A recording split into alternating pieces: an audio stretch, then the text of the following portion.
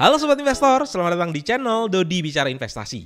Channel yang menceritakan perjalanan investasi saya secara pribadi, membahas secara pelan namun pasti untuk kaya. Dan di video ini saya akan menceritakan para Sobat Investor bagaimana caranya untuk mengetahui kondisi keuangan yang baik, apakah sudah sehat atau belum. Mengapa kita perlu tahu tentang kesehatan keuangan? Karena memang sekarang ini ada banyak sekali isu-isu tentang inflasi, harga barang kebutuhan pokok naik, harga BBM naik. Dan penting bagi kita untuk bisa memastikan kesehatan keuangan kita pribadi ini sudah oke atau belum. Dan juga di video ini saya akan menceritakan 5 tanda kondisi keuangan kita sudah sehat atau masih belum. Tanda kondisi keuangan sehat yang pertama adalah tidak lebih besar pasak daripada tiang. Ini adalah yang sangat basic sekali. Mengapa? Karena apabila masih lebih besar pengeluaran dibandingkan pendapatan, artinya tidak ada surplus setiap bulannya. Langkah pertama yang Sobat Investor perlu lakukan adalah Sobat Investor harus bisa mencatat pengeluarannya setiap hari. Ini sudah pernah saya lakukan pada tahun 2019 di mana saya mencatat pengeluaran saya dengan menggunakan satu aplikasi. Aplikasinya adalah Money Manager Expense and Budget. Sobat Investor juga bisa download di dalam Play Store-nya ataupun juga bisa memakai spreadsheet. Dengan kita mencatat pengeluaran kita setiap tahunnya, kita bisa jadi tahu pattern pembelian kita itu apa saja. Dari situlah kita bisa analisa mana pengeluaran-pengeluaran kita bisa potong atau kita bisa pangkas. Cara kedua adalah kita bisa memperbesar aktif income kita. Kita bisa mencari penghasilan sampingan ataupun kita juga bisa mencari skill baru kita. Sehingga pada akhirnya kita nanti bisa bekerja di industri yang lebih menjanjikan. Saya pribadi juga belajar banyak hal ya. Saya lulusan dari teknik sipil tetapi saya belajar banyak hal tentang investasi dan finansial. Sehingga saya punya skill dan pengetahuan tentang investasi. Di satu sisi saya juga belajar cara untuk bisa edit video, cara untuk bisa buat video, sehingga skill tersebut membuat saya menjadi content creator. Nah, ini yang membuat penghasilan saya juga bisa bertambah. Sobat investor yang masih belum punya skill baru, luangkan waktunya untuk bisa belajar sehingga penghasilannya bisa semakin meningkat. Ini semua harus kita bisa lakukan agar tidak besar pasak daripada tiang. Tanda kedua adalah punya dana darurat yang memadai. Nah, berapa dana darurat yang memadai? Kalau Sobat Investor masih belum punya dana darurat, bisa mulai dari 3 bulan biaya hidup. Misalnya Sobat Investor punya biaya hidup sebesar 3 juta rupiah per bulan. Kalikan 3 akan menjadi 9 juta rupiah per bulan dan itu yang Sobat Investor bisa taruh di dalam dana daruratnya. Lalu kira-kira dana darurat tersebut ditaruh di mana ya? Kalau saya pribadi karena ini sifatnya harus bisa ditarik sewaktu-waktu, maka pilihan yang tepat menurut saya adalah di tabungan. Permasalahannya adalah kalau sedang kita menabung di bank, bunganya bahkan sekarang ini 0%. Nah, di sini saya menggunakan satu aplikasi yaitu aplikasi SeaBank. Aplikasi ini sudah saya review berkali-kali mulai dari awal saya memakai sekitar 9 bulan yang lalu sampai saat ini. Sobat Investor bisa download aplikasi SeaBank ini di App Store ataupun di Play Store dan saya akan coba tunjukkan pada Sobat Investor. Ini adalah tampilan dari dashboard-nya. Sangat simpel sekali tampilannya. Pada bagian atas itu ada nama dan juga nomor rekening. Di bawah sedikit itu ada total saldo. Kemudian ada pendapatan bunga. Ini adalah total pendapatan bunga yang terkumpul selama ini. Nah, untuk SeaBank sendiri itu ada 2 produk yaitu saldo tabungan 6% per tahun yang cair setiap hari. Bayangkan ya ini tabungan tapi ada bunga sekitar 6% per tahun dan juga bunganya bisa cair setiap hari.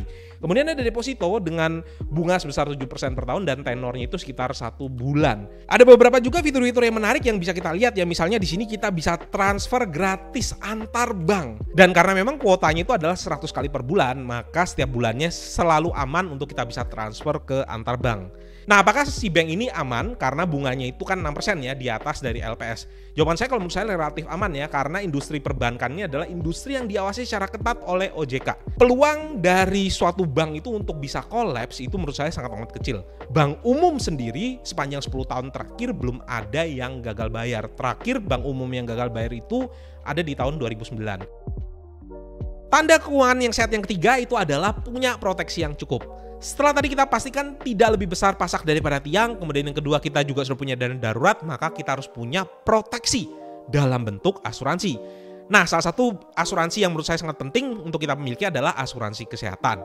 Bayangkan Sobat Investor sudah mengumpulkan aset sebegitu banyaknya, tapi Sobat Investor belum punya asuransi dan tiba-tiba karena satu dan lain hal Sobat Investor sakit dan ternyata separuh dari aset Sobat Investor itu harus dibayarkan untuk rumah sakit untuk membiayai kesehatan dari sobat investor sekalian. Dan salah satu cara untuk bisa memitigasi resiko atau mengalihkan atau mentransfer resiko tersebut adalah dengan kita punya polis asuransi, khususnya asuransi kesehatan. Saya pribadi sempat menceritakan di satu video saya di mana saya sempat operasi dan operasi itu memakan biaya sampai 61 juta rupiah. Tetapi karena saya punya polis asuransi, maka saya hanya cukup membayar biaya administrasi sebesar 300 ribu rupiah.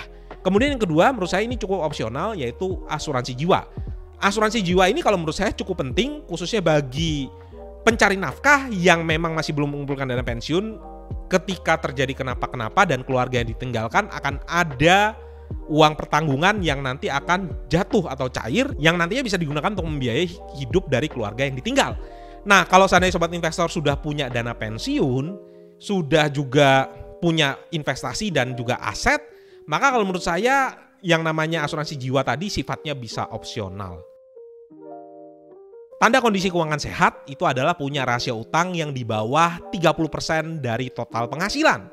Utang itu bisa jadi sesuatu yang tidak bisa dihindarkan karena satu dan lain hal. Misalnya ketika sobat investor itu ingin mencicil rumah karena tidak punya uang yang cukup banyak untuk bisa membeli rumah secara cash, maka sobat investor mengajukan KPR. Sobat investor juga bisa mungkin membeli barang-barang yang sifatnya konsumtif, misalnya membeli barang-barang di marketplace, kemudian pada akhirnya menggunakan cicilan. Kalau bisa, sobat investor tidak berhutang untuk aset-aset yang sifatnya konsumtif. KPR kalau menurut saya masih bisa ditoleransi ya, karena nilai dari tanah yang sobat investor itu beli dalam puluhan tahun yang akan datang itu akan naik. Sedangkan kalau misalnya sobat investor mencicil HP ataupun mungkin sudah punya kendaraan kemudian mau mencicil kendaraan lainnya lagi, barang-barang tersebut oke untuk dimiliki, tapi barang-barang tersebut itu sifatnya depresiatif. Artinya beberapa saat setelah sobat investor membeli, tahun depannya lagi, maka nilai dari aset tersebut akan berkurang. Tanda kelima adalah aset untuk investasi itu terus-menerus bertambah setiap tahunnya. Penting bagi kita untuk bisa memastikan kalau setiap tahunnya aset yang kita miliki, khususnya aset investasi itu bisa bertambah. Dengan bertambahnya aset, maka passive income kita itu juga bisa bertambah. Apalagi kalau saya sobat investor itu punya yang namanya target untuk dana pensiun, misalnya sobat investor menggunakan konsep the 4% rule, pengeluaran dalam satu tahun itu misalnya 100 juta rupiah, kalikan 25 berarti target dari aset adalah 2,5 miliar, 25 kali biaya hidup tahunan. Nah, pastikan setiap tahunnya aset dari sobat investor itu terus-menerus bertambah, positif, mendekati target yang sobat investor sudah set sebelumnya. Saya pribadi biasanya mengecek pertumbuhan dari aset saya itu setiap periode waktu tertentu. Saya biasa menggunakan spreadsheet. Saya akan list aset-aset saya itu apa saja, kemudian apa saja hutang yang saya miliki, dan kemudian saya akan bikin grafiknya ya untuk memproyeksikan bagaimana perkembangan aset saya. Ini juga bisa memotivasi kita ya, ketika kita melihat aset kita semakin bertumbuh, maka kita akan semakin semangat lagi untuk bisa mencari active income, agar aset ini yang tadi sudah kita kumpulkan akan membiayai kita pada saat kita sudah tidak bekerja lagi. Oke sobat investor, itu tadi 5 tanda kondisi keuangan yang sehat. Nah, kira-kira sobat investor sudah ada berapa nih yang sudah terpenuhi? Syukur-syukur kalau seandainya sobat investor bisa 5-5-nya terpenuhi. Dan yang terakhir bagi sobat investor yang ingin menabung untuk dana darurat juga boleh memakai aplikasi SeaBank, karena dengan adanya bank digital ini semuanya menjadi lebih mudah di SeaBank. Jadi kalau seandainya sobat investor memang sudah mendapatkan benefit seperti saya pribadi, maka saya juga bisa mengundang teman saya dengan kode referral yang ada di dalam aplikasi. Kalau saya pribadi kode referralnya adalah FMUT48.